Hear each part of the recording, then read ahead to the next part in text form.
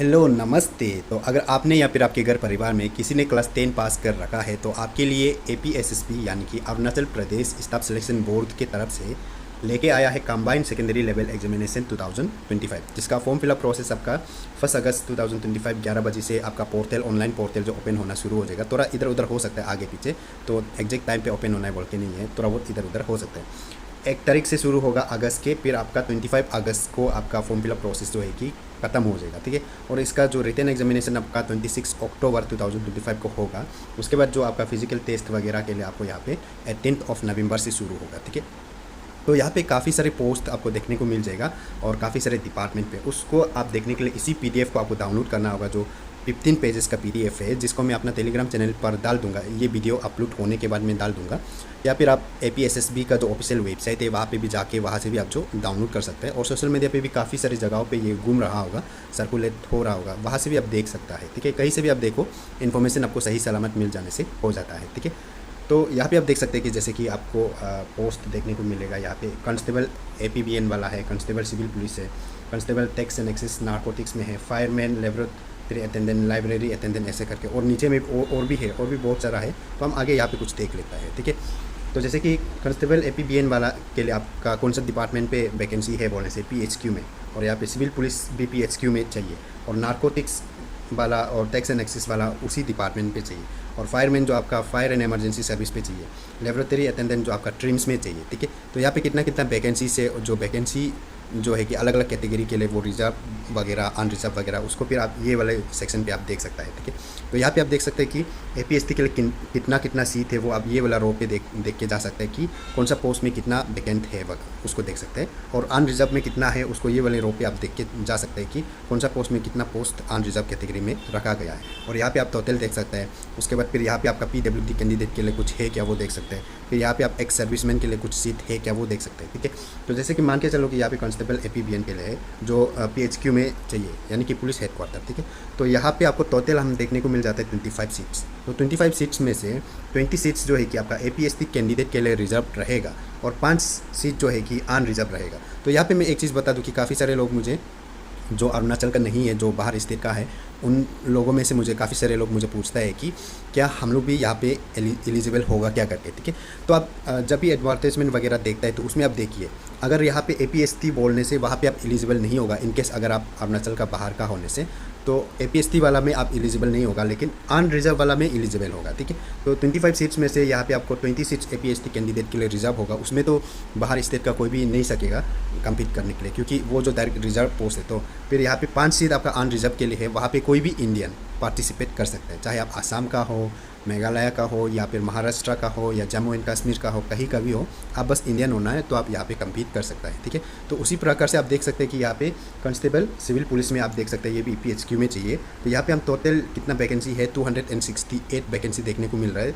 तो 268 वैकेंसी में से 210 जो एपीएसटी कैंडिडेट के लिए रिजर्व रहेगा, और 58 सीट जो है कि आपका अनरिजर्व कैटेगरी है। तो 58 वाला जगह में कोई भी इंडियन जो पार्टिसिपेट कर सकेगा, और इवन एपीएसटी कैंडिडेट भी यहाँ पे पार्टिसिपेट कर सकेगा, ठीक है, या कोई भी पार्टिसिपेट कर सकेगा।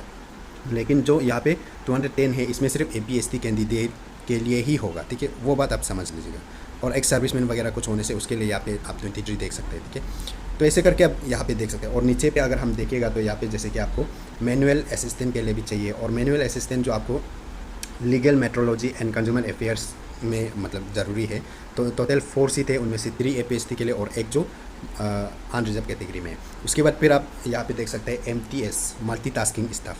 तो एमटीएस भी काफ़ी सारे जगहों पे आपको चाहिए। तो एमटीएस कहाँ पे चाहिए, जैसे कि यहाँ पे ऑडिट एंड पेंशन में चाहिए, और डीसी ऑफिस लेपारादा में, DC office lower Siang, Siang upper Siang, और इलेक्शन ऑफिस में, और पीएचक्यू में भी आपको एमटीएस का ज़रूरी है।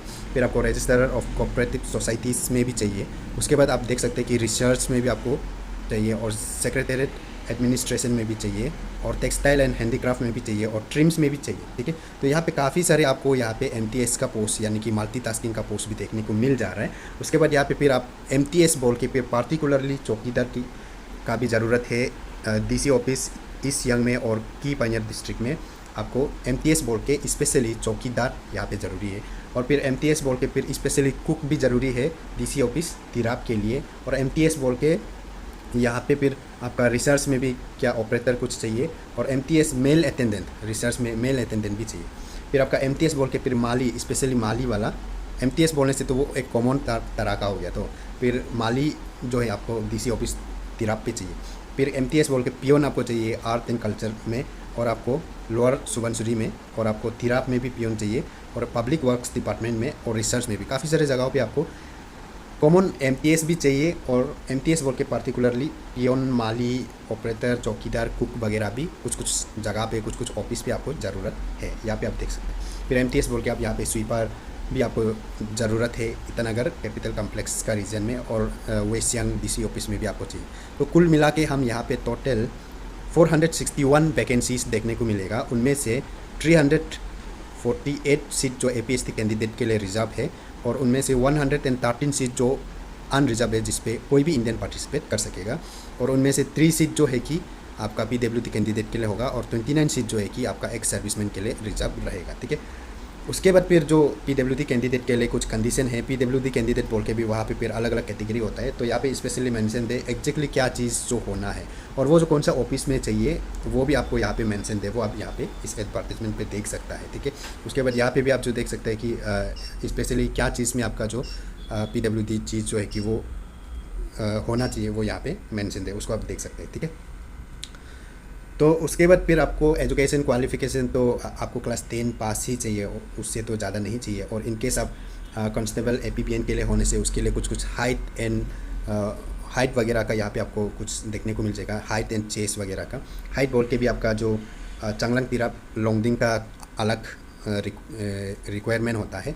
उसके बाद जो तिराप चांगलांग लॉन्गडिंग से नहीं है, बाकी अरुणाचल प्रदेश का है, उसका अलग रिक्वायरमेंट होता है, क्योंकि उस साइड का हाइट जो थोड़ा सा मतलब कम रहता है, तो वो लोग का जो हाइट रिक्वायरमेंट है वो जो थोड़ा कम रहता है। ठीक है, उसके बाद फिर चेस्ट जो है कि कितना कितना होना है वो भी आप देख सकते हैं कि उसके बाद फिर फीमेल का भी हाइट वगैरह कितना कितना होना है वो आप देख सकते हैं। ठीक है, उसके बाद फिज़िकल एफिशिएंसी टेस्ट वगैरह के लिए भी आपको यहाँ पे क्या क्या है वो आप देख सकते हैं। 100 metre race, 1500 metre race, 800 metre race, high jump, long jump, ऐसे करके यहाँ पे आपको देखने को मिल जाएगा। इन केस अगर आप कांस्टेबल एपीपीएन के लिए इंटरेस्टेड रखता है ऐसे कुछ होने से, तो आप ये सब चीज़ को नोटिस करना है और ध्यान रखना है। ठीक है, उसके बाद फिर आपका जो कांस्टेबल सिविल पुलिस के लिए भी क्या क्या चाहिए वो सारा भी यही पे मेंशन है, तो उसको आप देख लीजिएगा एडवर्टाइजमेंट को। और इन केस आप एमटीएस वगैरह के लिए बोलने से तो कोई ज़रूरी नहीं है। उसके बाद जो यहाँ पे आप जो काफ़ी सारे डिटेल्स यहाँ पे दिया हुआ है, जिसको मैं इसी सिंगल वीडियो पे कंप्लीट नहीं कर पाऊँगा, तो इसलिए इसको मैं दे दूँगा। हर एक पोस्ट के लिए क्या क्या रिक्वायरमेंट है वो सारा चीज़ यहाँ पे आपको देखने को मिल जाएगा।